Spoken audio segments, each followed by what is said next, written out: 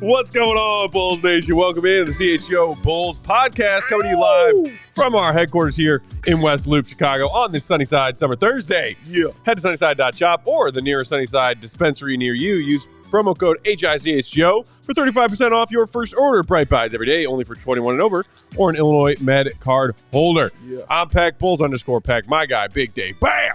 BAWL Sports, the one and only Young Spathis on the controls. He's back. And it's CHGO Ranks Week, y'all. Yeah. Presented by Miller Lite. No matter how your team changes, you can always enjoy the great taste of Miller Lite. Tastes like Miller time. Celebrate responsibly. Miller Brewing Company, Milwaukee, Wisconsin. Mm-hmm. So throughout the week, we've been unveiling top 25 greatest games in Chicago sports history. Yeah. You can catch it all over our various socials and allchgo.com.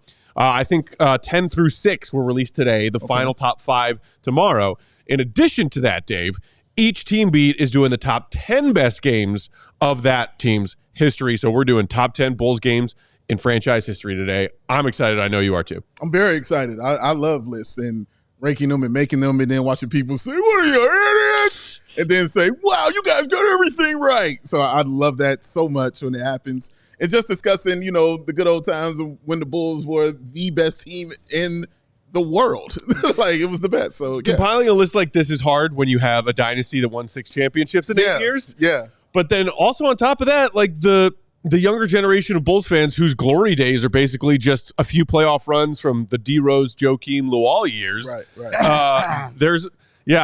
Like our producer, Young Spathis here. Young Spathis. Poor baby Joey. Even whittling those down and adding them into this top 10, where I do think some of them belong, was challenging. Yeah, no, all of it was tough. When you and I were putting it together on the phone, there were definitely moments where we had to pause and think and stop and be like, does it belong or should it belong? Yeah, it took a lot. And some stuff got changed, last minute. Some stuff we put in, some stuff we took out. We just wanted to make it right and respectable.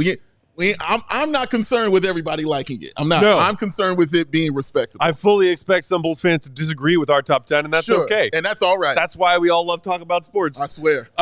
We have an honorable mentions list that's like twice as long as the top 10 list because it was hard to narrow some down. It's ridiculous. What up, Thomas Selly? Too in the comments. Thanks for tuning in. Okay, let's go, Dave, because we got a lot to get to. Number 10, I love that we are starting with Joakim Noah Love. Joakim guarantees victory. Coming in at number 10. Yes. Bulls at Brooklyn Nets. First round of the East playoffs. Game 7 in 2013. May 4th, 2013. If you recall, the Bulls at that point in that series and the season decimated by injuries. Obviously no D Rose, who was flirting with the comeback from the ACL, yes, sir, but did not return. Yes, sir. Kirk Heinrich, who played earlier in the series, out with an injury. Yes, sir. Luol Deng, who played earlier in this series, spinal tap gone wrong, ER, almost died, did not play. That's right. You had a young Jimmy Buckets playing 48 minutes in this game. You had Joakim playing on one foot with plantar fasciitis, playing 40-plus minutes in this game. Your other star who played 40-plus minutes in this game, Marco Bellinelli. Boom. And the Bulls still pulled out a win after Joakim guaranteed a victory in a playoff road Game 7 before tip-off. Amazing, amazing game. Bar Louie, University Village. That's where I was at. It was packed to the gills. And people were going absolutely insane from the beginning to the end. There wasn't a moment in that game, even walking in to that bar, that I felt like the Bulls were going to lose. I don't know why. I was just like, I don't feel like we're losing this game. Like, I feel like Joakim will cut off his leg and throw it at somebody to block a shot just for that reason, dog. Like, they were hungry and they wanted it, and we knew it. Yeah. And it felt in no way that they were going to lose that game. Joakim Noah was unbelievable in that game. Carried that entire team just from the onset, from beginning to end. And he was going against a formidable foe in Brook Lopez, man. Yeah, young Brook Lopez. At right there. Brook Lopez was super and duper Joakim legit. Was taking him off the dribble, Whooping his going ass. left, baby hooks, going right. Yep. He even had his weird like death spiral push shot from 15 feet that was falling. And one of my other favorite parts of that is that Steve Kerr was on the call. Yeah. This is pre-Steve Kerr, coach of the Warriors. He was on broadcast, and Steve Kerr was just sitting there after every Joakim bucket being like, this dude is incredible. Unstoppable. Yeah, it was 12 of 17 from the field for Joakim in that game. Yeah, and it was around that time where Joakim was coming into his own, like being that guy, having the best season of his career. The D. Roseless birth of Point Center Joe. Correct, man. The Point Center Joe was a special thing. And again, Bellinelli, because you mentioned him as well, who was awesome all season long. Yes, we understand, Joe. Yes, Joe. Yes, Joe enjoys a Bellinelli because Bellinelli hit a game winner during that season. I remember, man, that was just crazy. Against Boston. Yeah, stones, as Joe says, stones. But he was awesome. The man did not play point guard pretty much his whole career. But for the Chicago Bulls, he was the point guard for the Bulls. And again, this is why I always say Tibbs is great with point guards. Yeah. He puts you at that position. He just is excellent at those things. So they were incredibly well coached. The defense was awesome on that team as well. Like you said, Joakim had 6 blocks. Like, they just played so well in that game. And at no point, I'm telling you, at no point did I feel they were going to lose. Just a lot of yelling and hugging going on in that bar, man. It was a great time and a great game. Shout out to our guy Jack in the comments. Subscribe to Shot on Elo Substack, by the way, saying glad to see this Noah game here. Only the Bulls, only time the Bulls have won a game 7 on the road. Joe is an absolute warrior and champion. I mean, yes, he was. Yes, he was, man. 24 points, 14 boards, 6 blocks. Yeah. Moving on at number 9, we've got another D Rose era game, and it is the D Rose winner against Cleveland in 2015. Bulls Cavs round 2 of the East playoffs, game 3. Final score, Bulls 99, Cavs 96, and that 3-point difference was achieved by Derrick Rose at the buzzer. Banker, Mike Breen, bang. Bang. Off of Tristan Thompson as well. Bulls legend. Tristan Thompson, my guy, Tristan Thompson. What a phenomenal shot it was. And just Derrick Rose hitting that because, there was a lot of stuff surrounding him that season. Because, again, the knees, he was going to sit out. The things he would say about when he retired, he just wanted to walk to see his daughter's graduation. Or son's graduation and things like that. So a lot of that was going into place over him hitting that and just that stone-faced look on his face, just letting everybody know, I'm still that dude. It was, and as I told you, Matt, it was the last time that we felt that the Bulls were actually going to be an Eastern Conference Finals team, maybe even a Finals team. That was the last glimmer of hope that we've had. We haven't had it since then, but that was the last time because we knew whoever won that next game was going to win the entire series. Unfortunately, it was Cleveland. The Bulls had a shot at it, but unfortunately, LeBron's great. But at that time, LeBron game 4 buzzer beater. Buzzer beater after a D Rose, another shot to tie the game. LeBron hit that buzzer beater, and after a certain guy named David Blatt did something dumb but didn't get penalized for it. He did not. He did not get penalized for it at all. I do love LeBron telling him. Did you know that coaching an NBA team has as much pressure as far as pressure of the job as fighter pilots? David Blatt said that on the record. He did. I'm shocked he's not coaching in the NBA anymore. I'm shocked to my foundation. Again, it just shows the greatness of LeBron. He took that team to the finals, by the way. Yeah. But, man, Derrick Rose hitting that shot, just the bang of Mike Breen. I'm in my house. I was sitting there watching it. A young lady was there upstairs, and I just went crazy. I was, screaming and hollering. What are you doing? What do you mean what I'm doing? The Bulls won.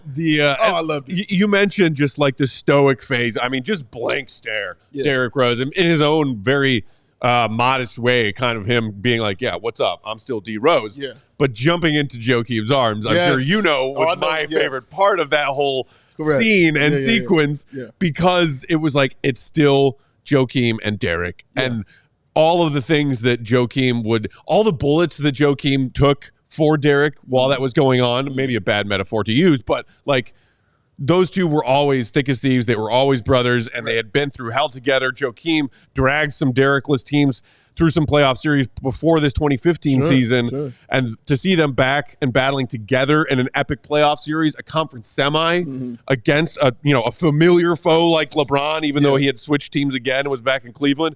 Everything about that was just so Bulls. And shout out to the legend, my man Reed Jack is in the comments because this is his kind of thing, baby, when we doing these kind of stuff right here. Bulls shout historian. out to my friend, man. I love having him here. But yeah, it was just an incredible moment.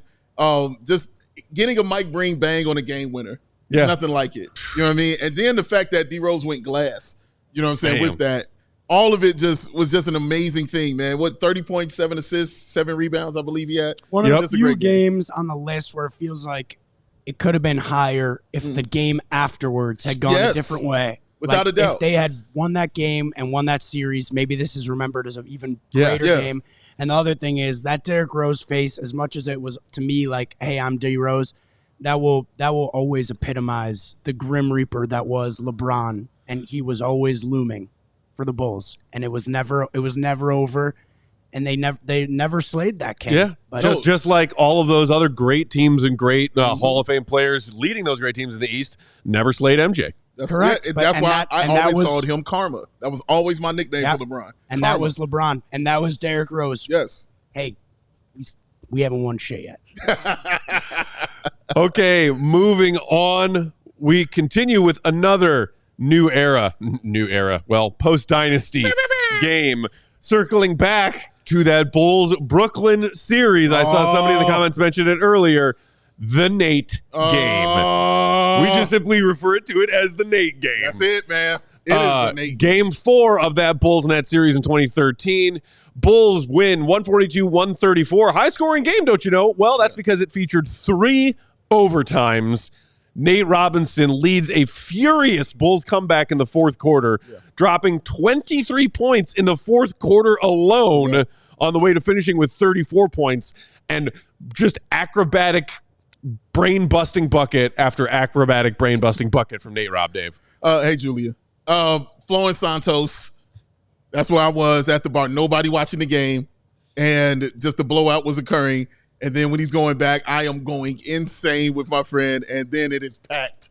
Everybody's surrounding the TV, and we all became quick friends. Everybody's high-fiving, just that kind of thrill. That's what playoff basketball is about, man. That kind of thrill, just sitting there watching that happen, and then Nate hitting a shot in overtime that we thought it was over after he hit that shot, but the Nets tied it up, went to another overtime, then another overtime where we finally ended it. But that was Nate Robinson, probably the greatest one-year Bull that has ever come through here. I think you're probably right about that. And like what I remember about watching that game, I was watching at my home in Queens when I was living in New York, and like every bucket he made, Nate Robinson ended up on the ground. Like he was like crashing all over the court. Correct. Runners getting between defenders and getting to the rack, but always ending up on the floor. Correct. And I'm like, he keeps getting back up, and he keeps making these absolutely unbelievable plays. That running shot he had from the right side where he, like, his legs were kind of kicked out and splayed, and he banked it in, and the broadcast was like, how the hell did that shot go in? No clue. Every 23 points scored, and every bucket that he put in that fourth quarter was more and more unbelievable. Yeah, it was unreal to sit there and watch him do that and expect, and it was so unexpected. You know what I mean? Because, again, coming off the bench to do these things, and I believe he fouled out that game too.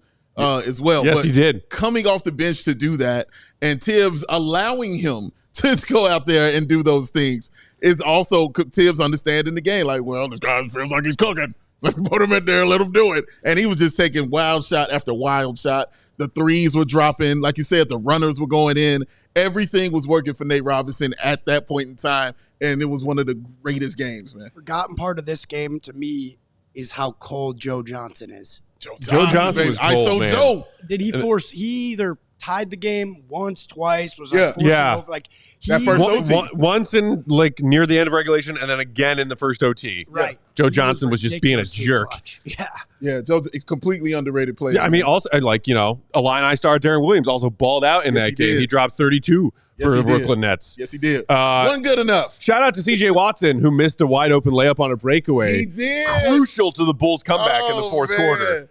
He definitely did that. A great game. My God. By the way, 59 and a half minutes played for Kirk Heinrich in that one. Oh, God. One of many to play 50 plus. My back. Plenty more of CHGO Ranks Week Bulls top 10 games all time on the other side. Stay tuned. Hit the like button. But first, Big Dave, tell the people out there about our friends at Raise. This is ad is Baby Joey approved. Get ready for the season ahead with quality shades that are built to last. Our friends at Shady Rays have got you covered with premium polarized shades that will not Break the bank. Shady Rays, that independent sunglasses company offering that world-class product that's rated 1, 2, 3, 4, 5 stars. Over 300,000 people. Their shades have those durable frames, those crystal clear optics, making them the perfect choice for your outdoor, and as that man of the right has proven, your indoor invenciones. And they have hundreds of options to choose from, so you're bound to find the perfect pair to match your style. And I'm going to be using that Lost and Broken replacement plan very, very soon because I left my Shady Rays in Vegas. Whoopsie. Don't matter. I still got more, as you're about to see in a minute, baby. Because exclusively for our listeners out there, Shady Rays is giving away their best sale of the season. Head to ShadyRays.com. Use the code CHGO for 35% off of those premium polarized shades. Try it for yourself. Oh, the shades are rated 5 stars by over 300,000 people because it's Shady Rays, y'all, where the Rays are just, oh, so shady. Woo! Today's show also brought to you by our friends at Ray Chevy. Ray! Oh, man. So much excitement about Chicago draft picks. Bears, Hawks, Bulls. It's been a fun draft year.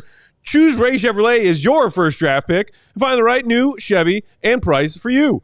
Visit our partners this July to shop the Freedom to Save sales event going on all month long at their location on Route 12 in Fox Lake or at raychevrolet.com. As one of the top selling Chevy dealers in the Midwest, you'll always be able to shop one of Chicagoland's largest Chevy inventories. Plus, you can find the perfect tailgating vehicle right now. Get $12,000 off MSRP on a new 2024 Chevy Silverado or lease the new 2024 Chevy Trax for only $188 a month for 24 months.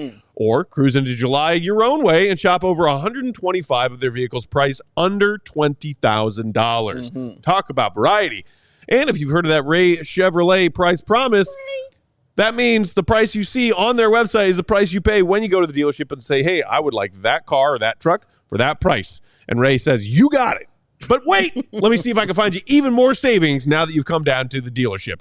That's the Ray price promise. Shop the Freedom to Save sales event all month long by visiting Ray Chevrolet in Fox Lake or raychevrolet.com. They've been serving the community since 1963. Together, let's drive. CHGO Ranks Week Series continues, presented by Miller Lite. The top 10 Chicago Bulls games of all time. Next, Dave, coming in at number 7, the Sweet Repeat.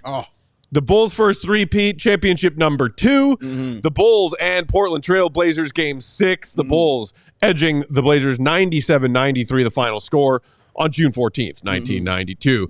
This one is some we hear Stacey King, our pal, talk a lot about from back in the old days because the Bulls bench was integral to getting this win. The Bulls were down big entering the fourth quarter of this game, and it looked like we might be heading for a game 7.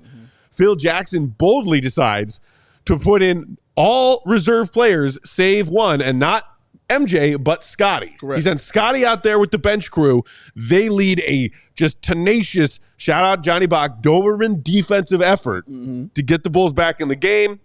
Phil puts MJ back in for the final ticks. MJ does MJ things. Championship number 2 is secured. Obviously, in the fourth quarter, you look out there on the floor and you're like, you know who has got to be out there to get us this victory? Bobby Hansen. Bobby Hansen. Got to be out there. Got to get that victory for the Bulls. Bobby Hansen is who I truly remember because he kicked it off with the 2 3-pointers that he made out there. Then the other thing I remember is Stacey King and his defense because the charges that he was drawing. And then the one where Buck Williams took the flop. Man, couldn't call the charge, but they didn't. And then Stacey put the ball into the bucket. And that was awesome to watch. But yeah, Scottie Pippen definitely galvanized the team right then and there, letting everybody and giving that trust. And that's Phil Jackson, that is coach. And I hate when people say, well, Phil Jackson, anybody can win when you got those players out there. Try winning with Bobby Hansen and Stacey King in your lineup in the fourth. How about that one? That takes coaching to do those kind of things right there, ladies and gentlemen. Phil Jackson was a phenomenal coach. Great decision. I remember I missed the majority of that game because I was a child and I was outside playing. Good for you. And I had completely forgotten about the game. And I remember it so vividly because I'm sitting on my bike and then I said, oh, crap, the Bulls are playing. And I mean, pedaling home like a fiend. I was out of there. When I got to the house, it was right at the fourth quarter when I got to the house, and I saw that entire fourth quarter. What an amazing game. What an amazing thing to watch. I loved every single second of it. 2 back-to-back, and they did it at home. And, you know, as much as we do give that due credit and love to the Bulls bench unit for that fourth quarter comeback, MJ and Scotty each played exactly 43 minutes in that game. MJ poured in 33, Pip 26. Yeah. That's your Batman and Robin right there, getting the championship done. And I love how Phil knew, like, all right, Mike, it's your time. Go bring us home. And Mike was like, all right, I got it, because Mike was cold that game. He was very, very cold that game. But that fourth quarter, once he saw that, it was time. The other great, anecdote about that one, and I believe it was mentioned in the write-up of this game in the overall top 25 for CHGO Ranks Week, is that Marv Albert was caught on a hot mic coming back from commercial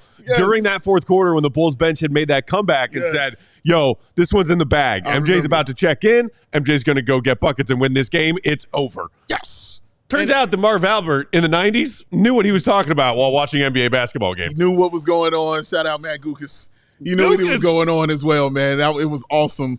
Awesome game, man. Awesome game. Shout out to our guy Jack again, who, by the way, pointed out first championship won on either home field or home court or home ice. Correct. In the city of Chicago since 1963 Bears. Big time. Who is Matt Gukas? So former player. A legendary former player / broadcaster. / broadcaster also. Was he wasn't a Bull, was he? No. I need a Gukas jersey. You can get one custom made, Joe. All right. Custom made Gukas. Moving on to number 6. This one, Bulls fans know it simply as 1.8 seconds. A bittersweet Bulls fan memory because it was a victory in a playoff game in a tight series against our hated rival New York Knicks. Yes. Tony Kukoc hits a game winner on a crazy inbounds play, one that he had used before and Phil Jackson had drawn up before. But that was the spark of all the drama that led to Scotty thinking he should take the last shot, Phil drawing up the Kukoc inbounds play instead. Kukoc hits the shot at the buzzer, Bulls win, hooray, hooray.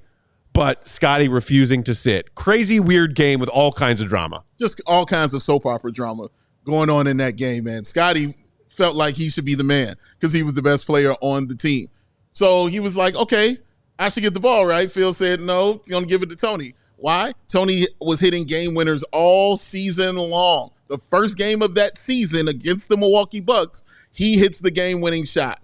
And also the shot against Reggie Miller with the bow with 0.8 seconds left. Yep. He hit that shot also as well. So he drew it up for Tony and was like, Tony can get this done. Pip was like, I don't give a damn. I'm the man.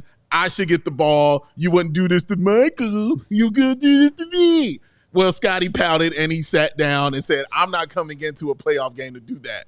But guess what? Phil Jackson, again, is correct because the cash money was in on Tony Kukoc. Splash. And we walking off the floor with his arm raised walking off. And that was fun to see. But also watching Stevie Bill just Cartwright, did one of these when he hit it. Yeah. But also watching Bill Cartwright talking to Scottie Pippen that entire time. But then all the stuff that kind of came out after about how he went in when he got to that locker room on Scottie Pippen, man, because you don't do things like that. But that's what they got the W, man. And it was an amazing, amazing game. And I mean, were it not for Hugh Hollins, maybe the Bulls, and led by Scotty, win that series. Say that name. I mean, just absolutely hosed in Game 5. Come on, Joe. As someone who obviously didn't see any of the dynasty in person, but maybe Joe saw it, but has been a fan now and seen all the stuff afterwards, Last Dance, and this checks out with everything that's come out, sort of that Scotty has said and done in the years in the years following his retirement. He said in The Last Dance, if I could go back and do it again, I wouldn't do anything differently. Yeah. Right. He would do the same thing. I'm curious how people felt maybe in the moment. Obviously, I know people are upset, but I am curious, I guess, how much people realize that and he's one of the greatest of all time, but no doubt he's got a little bit of that, locker room trouble in him. Yeah. Well, I can tell you in that moment, we were like, what the hell is Scotty? Was something wrong? And then you immediately put it out your mind because you're focused on the game. And you're like, well, fine. Well, okay, fine. You know what I mean? Let's see what happens. And I remember listening to, I was watching at home in my living room. I was a kid. Tom Dorr and Johnny Red Kerr on the broadcast, and they were shy. They were like, it looks like Scotty's going to sit this play out, and they didn't know what was going on. Yes. And I remember that vividly as a kid, being like, wait, why is Scotty not on the floor? The Bulls need this bucket. Yes. And then you're like, okay, well, and then Tony gets the very difficult inbound pass, gets the shot up, hits it. I go nuts, but I vividly remember Tom Dorr and Johnny Red Kerr being like so confused on the broadcast. Why is Scotty not out there? Nobody could understand it. Marv Albert couldn't understand it. Nobody got it, but then you had to focus on the game. Great inbounds pass. I'm forgetting who threw the inbounds pass. I feel like it was Pete Myers throwing that inbounds pass, and perfect pass to him. He just turned and he pulled it. I had that poster on my wall when he took that shot.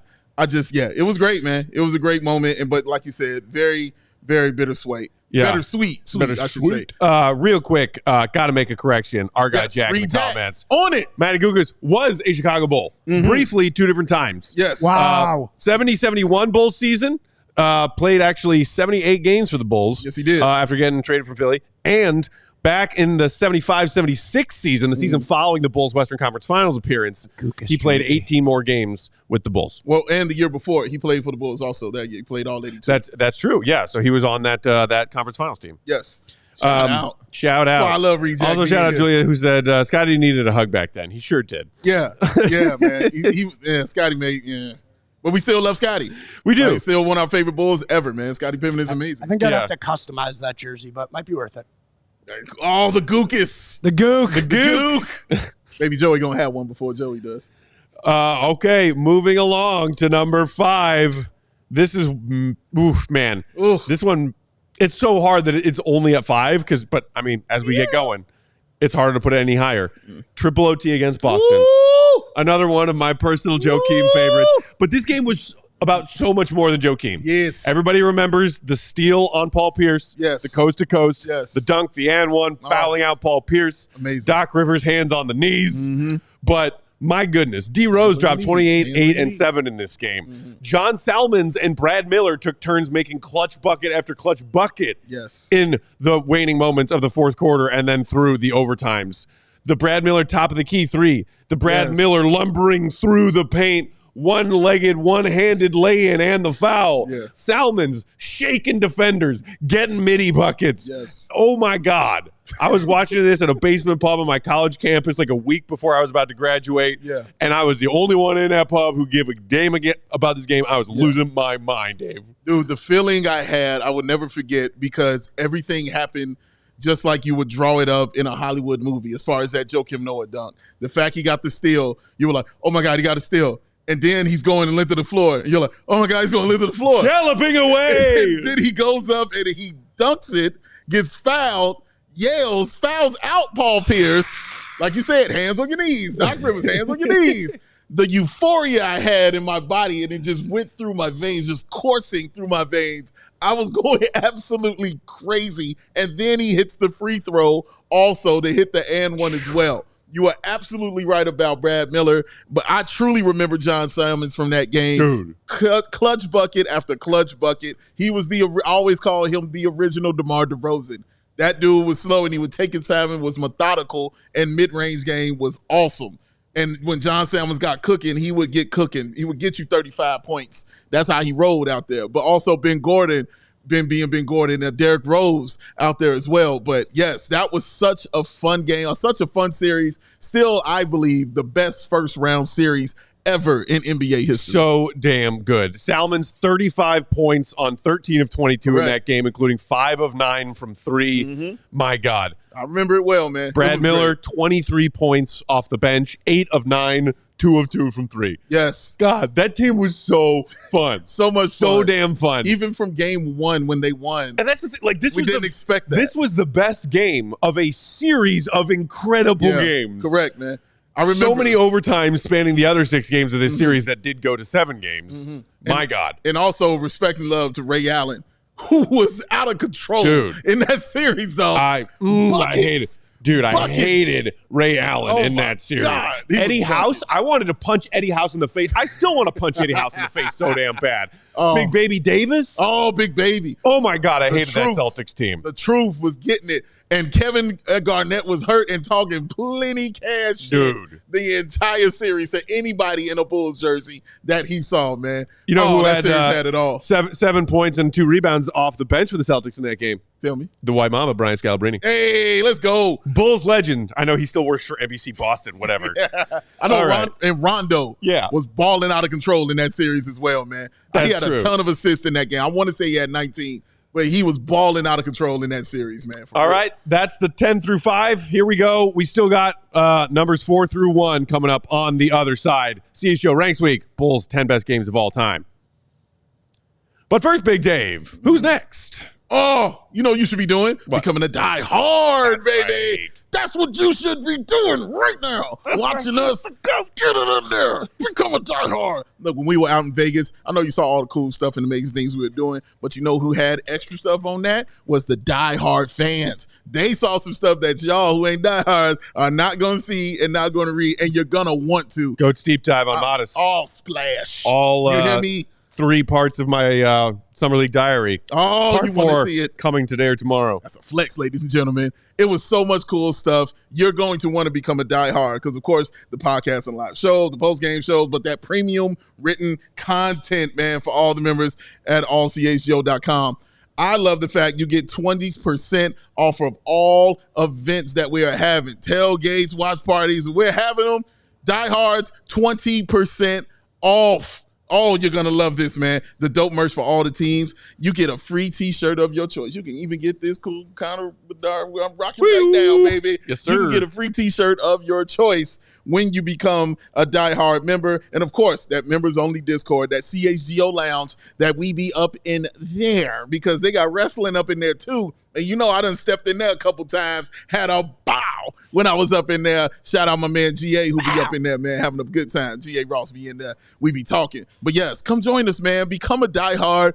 Be a part of this thing that we're doing here, y'all. We want y'all to be a part of it so we can all love on each other. And I will see you at the next event and give you that big old hug as soon as you tell me you're a diehard. Or even if you don't, I'm still give you a hug. But you'll get a big old hug if you tell me you're a diehard. A bigger hug. A bigger hug. Slightly.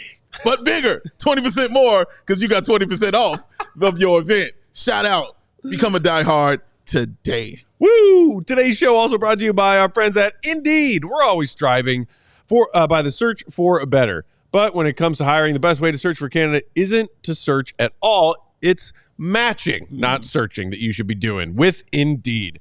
If you need to hire, you need Indeed. Simple as that. Indeed's your matching and hiring platform with over 350 million global monthly visitors, according to Indeed data, and a matching engine that helps you find quality candidates fast. You want to go fast. Swift. Ditch the busy work. No one likes that. Get it out. Use Indeed for scheduling, screening, and messaging so you can connect with candidates faster. And Indeed doesn't just help you hire faster.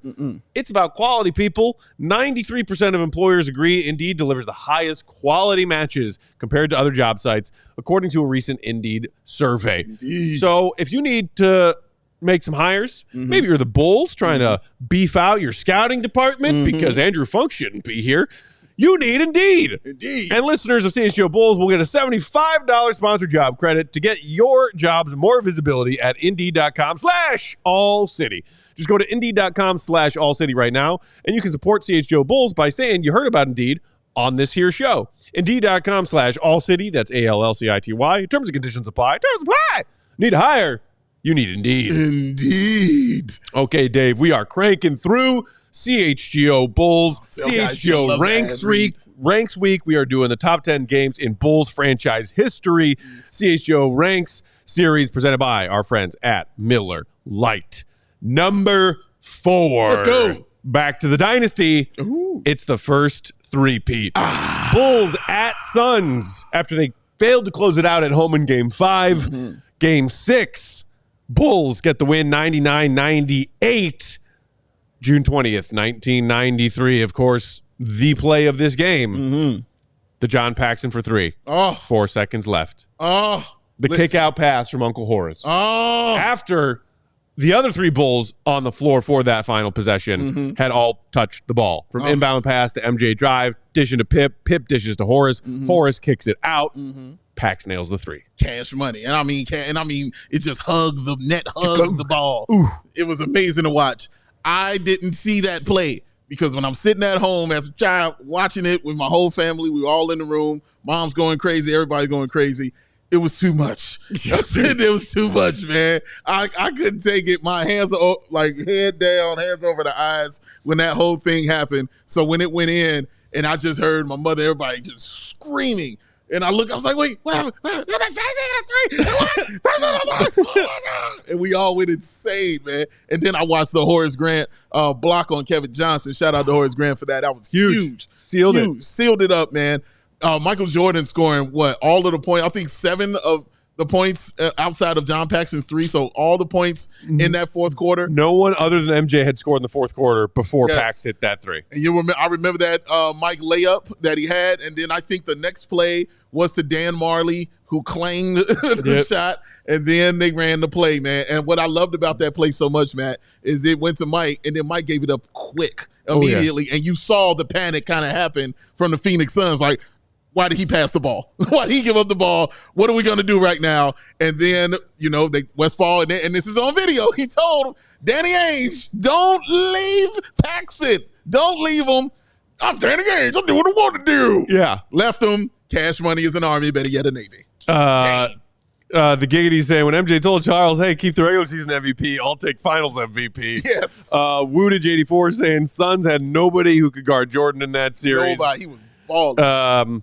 Julia saying probably the last time Jordan talked to Barkley. They talked a few times after that. It wasn't until what, like 7 or 8 years ago that Barkley said something about MJ in some interview that MJ took offense to, and now he did. The former BFFs are not as friendly. They should be cool because that's Jordan. Our guy Fish in the comments saying, I loved that series. Barkley was handing us our asses. Oh, he was and cooking. Speaking of, when we got some time, hopefully at the back end, we've got a handful of honorable mentions, and as I mentioned at the top, that couldn't make the top 10 cut, but we can just mention one right here.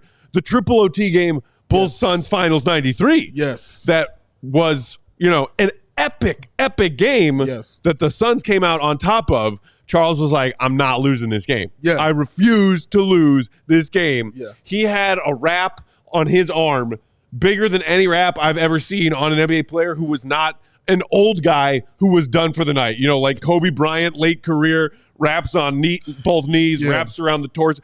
Charles Barkley had a wrap that was like double or triple the size of his arm, and he was still out there balling. Yeah, like I said, he had that tennis ball size knot. They had to drain his elbow just so he could get back out there and play, but he wanted it that year so bad. That was when Charles Barkley was my favorite player in the NBA, right behind Jordan. But I loved Charles Barkley, but I didn't want him to win at all. But I loved Charles Barkley. And that game was when he was like, nah, man, this is why I won that MVP. I am that kind of guy. And I said it to you, man. Of course, like you said, Dan Marley hitting those 6 threes. But that steal from Charles Barkley when he took it right out of Stacey King's hands and laid it back in, which pretty much sealed it up. And then Mike is looking at Stacey King like, what the? Yeah. You know what I'm saying is going on? Shout out, man. Shout out. And just another example of how, especially front three-peat of the dynasty, MJ and Scotty being just an unstoppable duo. Unstoppable duo. MJ 33, 8, 7, and a steal. Check out Pip's stat line. 23 points, 12 boards, 5 dimes, 4 steals. All in, dog. That's a Pip game. Yes, it is. 2 more things about that series. It was the first time in NBA history that a team went on the road and won the first 2 games. That had never happened in the finals before. Yeah. That was the first time. Also, shout out Richard Dumas, because Richard Dumas was balling for the Phoenix Suns in that one. And then he got hurt, and we didn't see him the rest of the series for that one. I'm glad we didn't, because he was balling. Yeah. But, yeah, man, great series. Paxson, that game winner, just special. And, the other great anecdote about that one that does come up in The Last Dance is MJ telling his teammates after losing Game 5, when everyone thought Bulls were going to close out in 5 at home, I'm only packing 1 suit to Phoenix. That's it. Just 1. I'm not doing 2 press conferences with 2 different suits. Absolutely not. We're winning Game 6. We don't do Game 7s round here. That ain't how we roll. No. Moving along. Look at it. Number 3. Let's do it. The flu game. Oh. Bulls at Jazz, NBA Finals 1997. Yes. Game 5. Final score, Bulls 90, Jazz 88. Yes. The iconic image of a exhausted MJ falling into the arms of his teammate and ride or die bad boy for life, Scottie Pippen. The food poisoning. It was known at the time as the flu game. MJ, retelling the story these days, believes it was, in fact, food poisoning from some piece of shit Jazz fans who delivered a shady pizza. Like, who does shit like that? I ate the pizza all by myself. Just me. Nobody ate the pizza. Nobody ate the pizza. Nobody ate the pizza. I ate the pizza. I want to know what the toppings were. We need to discuss that. But I ate the pizza. It was just me. I ate the pizza. I remember Dave being so nervous here. Yeah. This is obviously pre-Twitter sports, pre-instant alerts by the minute, by the second, coming into each game, injury report stuff, all that. but the reporting around the Jordan Dynasty Bulls, just on SportsCenter, was so aggressive. Yes. Nonstop. And like, I remember just watching SportsCenter that morning being like, Jordan's sick. Yeah. Jordan might not play today. Yeah. Oh God. We're in Utah. Like, we gotta win in Utah. Yeah. Series knotted. Yeah. I was a nervous wreck all day and all afternoon leading up to that game because you were like, oh my God, we're not winning this game without MJ. No, you don't win anything without him, man. Listen, you take MJ for all that he is. Listen, is he all the asshole stuff, all the jerk stuff, all the mean thing, all that stuff culminates and builds up to stuff like this, because this right here is an MJ game, man. I came in with a temperature of 101, 102. We see him putting ice bags, getting IVs. He looked like he was about to pass out sitting on the bench, man. And the Bulls were down a lot of that game. Like, they were up by double digits, the Jazz were. But no, Mike getting steals, coming back, and he played 44 minutes in that game with a temperature of 101, which is insane. I went, like I've told you this before, Joey, I went to the United Center to watch this game with my mother and my friend. They took me over there. It was my first time actually really going to United Center during the Dynasty. So, and they did it like the Bulls were there. They, Ray Clay announcing, doing all that stuff. The cheerleaders there. My eyes are bugging out of my head because I'm freaking out sitting there. And so I have a different vibe of when Michael Jordan hit that three with 25 seconds left. All I know is euphoria and home game, because it was packed and everybody went insane when he hit that 3-point shot. And then they and that drop. Oh, what a moment! What a memory that was for me, man. Just good stuff. Wood is pointing out in the comments the great dime MJ had to Longley in that game. Also, and like, there are so many examples of like a fatigued Jordan in that game still just finding from somewhere the energy and will to get it done. There was that transition fast break where Scotty had the lead and it looked like he was going to get an easy lay-in, and it just rims out. And here you come. MJ follows with a putback dunk and just looks exhausted he looks afterwards. like he's about to fall down looks like he's about to pass my God. The three you mentioned, the three that puts them ahead for good, that was a possession, a half-court possession that was going nowhere. Nowhere. Just like MJ tired. Like, hey, Scotty, you take it. Right? And then, Scotty gives it right back to MJ, who just kind of looks shot clock like, all right, I guess I'm chucking this. Yeah. And I remember as a kid thinking, like, I have never lost faith in Michael Jordan once in my young life. Yeah. But there's no way in hell this three ain't clanging off the front of the rim. Au contraire, mon frere. Cash. God, the GOAT. The GOAT. That's why he's the GOAT. Stockton cheated because he tried to go double on Scotty when he get that, to give Mike just enough room to get that shot off, man. And I mean, just an unbelievable performance by Michael Jordan, man. Arguably one of the greatest performances in NBA history. You can argue it. I, was out of town a couple weeks ago. Didn't feel great. Came back, had a friend coming in town. He's like, hey, can you pick me up from the airport? Drove to O'Hare. I was struggling in that drive. That was my. That was your flu game. Was an airport pickup, and that was no 44 points in Game 5 in Utah. Okay, let's just say that. So I can relate a little bit. Yeah, that was my flu game. But no, on a serious basis, you know how it feels like when you're sick, you can't even get out of bed. Sure, it's an amazing. That's how I felt Tuesday morning in Vegas. It's an amazing feat. It's an amazing feat. And he played a basketball game. Not only played dominated. Not only played a basketball game. 44 minutes, man. 44 minutes. 44 minutes. Basketball game. He was unbelievable. Yeah. Look at that stat line, dog. Of course. 7-6. The end of that story is Bulls on their home floor win Game 6 in their 5th championship, thanks to good old Stevie Kerr. Good old Stevie Kerr, ladies and gents. On a pass from Michael Jordan, who got the double team.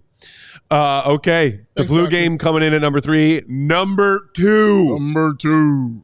I'm wearing the shirt. The shot. Bulls, Cavs, first round Eastern Conference playoffs, Game 5. For you young folk, that was the Game 7 back in the day for a first round playoff NBA series. Yes, it was. Bulls, Cavs. Bulls win 101-100 on May 7th, 1989. Back and forth game. Back and forth. Back and MJ forth. gets a bucket late. You think, okay, the Bulls are going to win this. quick inbounds play drawn up by the Cleveland Cavaliers. Yeah. Craig Elo, who you see there, gets to the bucket on a beeline cut, little reverse layup, lays it in. Place is going nuts. Cavs fans think they've got the game and the series wrapped up. Yeah. But there's still a couple seconds on the clock, Dave. Yeah, just still a couple seconds on the clock, little ticks on the clock. And we knew there wasn't a doubt in our family's mind that Jordan was about to hit this shot. And again, this is the greatness of what Mike allowed us to feel, is that no matter what is going on, we're winning. No matter what happens, I don't care who hits what, who's on me and guarding nothing. I'm hitting this shot, and we are winning. And he gets that ball. I mean, he went through about 3 people. I remember Larry Nance there. I remember Craig Elo there. And they gets that ball. And, I mean, the fact that he went up and you see Craig Elo there, and then Craig Elo's on the ground, and Mike is still in the air. Still in the air. And he takes that shot. It's another poster I had up on my wall because I had it frame by frame. And I would look at it all the time, man. Just a frame by frame of that shot of him going up like this and then doing this with the ball, just putting it down and then taking the shot. Unbelievable. And then the leap afterwards. The leap where he said, everybody, go home. Take your asses home. Get the F out of here. Oh, it was the best, the absolute best, man. Watching Michael Jordan do that stuff. Unreal. And the game was over. And that's what the thing. And again, hitting a shot like that, just imagine that being like a game 7. You think of the Kawhi shot, that went to overtime. Yeah. That's why I called it the greatest shot in NBA playoff history. And I had this argument before when we were doing Bulls Outsiders. And I argued with Jason Goff and and Kendall Gill. And I was like, give me another game where it won the game and there was no tomorrow. Yep. Give it to me. No overtime, nothing. If he misses that shot, it's over. There is no overtime. There is no tomorrow. You have to hit that shot. Give me something else where the stakes were that high. And you can't name it, all right? Because it was that. He hits that shot, and the star was born. And MJ's stat line in that game, by the way, 44 points on 17 of 32. Yes. This is back in the day when young MJ was getting up 30 shots a game. Oh, yeah, getting them up. And still managing to shoot above 50% as a guard. Yes, and shout out Ron Harper as well, who balled out every time he played Jordan. And Mark Price wanted to take MJ on that final possession. Yes. Oh, yes. Cavs coach said, no, Elo, you take him. And Mark Price, who was Reed Shepherd, before Reed Shepherd, I'm telling you, Mark Price was that dude. All right? He was amazing to watch. And Brad Doherty and Hot Rod Williams, Larry Nance, they had a squad, man. Yeah, and they were the 3 seed. And the Bulls, I believe, with that 6 seed, didn't matter. You ain't had a GOAT. Didn't have the GOAT. This one is special to me. Obviously, it's years and years. It's 10 full years before I was even born. But I remember my dad when I was like probably 6 or 7 showing me this clip, and it stood out because it's such an iconic call. It's such an iconic call. And because I think it's the best call I've ever heard in Bulls history. Shot on Elo, good. Bulls win. They win it. Yes. Combined with the Jordan jumping and the fist pump, it's just. And then even continuing after that, the sideline interview he did with that, reporter's like, "You stuck it, MJ, you stuck it." And MJ, they were trying to like live bleep it out, and everybody was just saying like, "F yeah, F yeah." Was that Pat O'Brien he was talking? It's just. I can't remember who he was talking. But go ahead. I'm sorry. It's not. It's just it was. That's the power of sports and broadcasting too, and like that really immortalized the moment, at least for me. Like from a young age, that will always stick out to me is like that call. And that, and if in the entire dynasty, which I saw none of. I'm sorry. That's the one. That's the soundbite. That's what I hear when I think about it. Honestly. Oh, just an amazing moment. Man. People argue about when that moment was that defined like the rise of Air Jordan. Some people, harken back to 63 points in the Boston Garden. Sure. To me, this game and this shot has always been the beginning of the lore of MJ. Yes, I agree. It's a series-winning buzzer beater on the road for a Bulls team that was on the come-up. I agree because the 63 for me was the arrival. Yes. You know what I mean? Like, oh, no, bro, I'm here. You know what I'm saying? Like, I'm coming, and I'm coming for it all. That shot was the megastar being born, man. You can't draw it up better than that when you're wanting to crown someone. If you want to crown them, you crown their ass. Yeah. And if you want to crown them, that's the play you do right there. Greatest shot in NBA playoff history. Speaking of, the arrival game, the 63 game, spoiler alert, that's not number one on our list. Some of you might take issue with the fact that game did not fall into our top 10. Yeah. Here's what I have to say, Dave. Talk to him. That was an incredible individual performance by Michael Jordan. It was. 63 points in a road playoff game. Against Boston. Jim, are you upset right now? Jim literally was just saying to me. Because guess what? Our list is different than where some of these Bulls games, especially the iconic ones from the Dynasty, fall in our overall top 25 Chicago sports games of all time. Right.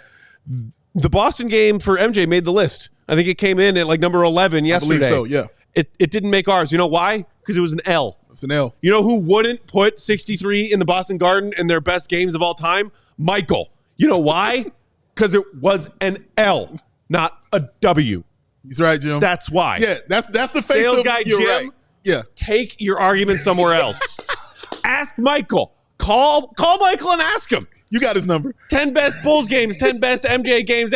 Is 63 in the Boston Garden in there? No, you know why? Because it was an L. He cared about W's. He wanted wins, dog. So we will honor that every single time. We will honor winning on these kind of lists right here, sir. Because there's a lot of it. Because we got 6 of these things with no losses. 6 of them. No, stay for number 1. Stay for number 1, baby. And what's number 1, Dave? I wonder. It's the last dance, ladies and gentlemen. Bulls, Jazz, 98, Game 6. I like how Joey did a rim shot sound effect. He did it twice. He did it before twice. the actual drum roll sound effect. I wanted to bring back our anticlimactic drum roll. Yeah. Yes. It was totally mistimed. Number 1. Incredibly mistimed. But you know who didn't miss that is Michael Jeffrey Jordan. That, ladies and gentlemen, that pose right there. Right there. Look at it. Drink it in. Because it's undefeated. 6-0. 2 3-peats. Why? Because Michael Jeffrey Jordan said so. 45 points, 4 steals in 44 minutes. Who else was in double digits that game? Tony Kukoc, he had 15. Who else was in double digits that game? Nobody. Look at the final score. That was it. Jordan had 45 in a game where the Bulls had 87. 45 to your 87 is, yeah, Joey, drink it. That's, drink it in, Joe. Quick math, over half of the team's points. Yes. How about the display of the greatness of the two-way player Michael Jordan was? How about him, if you watch that, and I have watched this series, I don't know how many times. 100 of times. Watch that game, I don't know how many times. If you just watch Michael Jordan planting the seeds, because he's watching Karl Malone. They ran that play all the time. He just watched it. He never flared out on it. Yep. He just watched it. He just kept letting it go. He would follow Hornacek over to the baseline and allow Malone to work from that left baseline. Correct. He allowed it to happen. Let it go.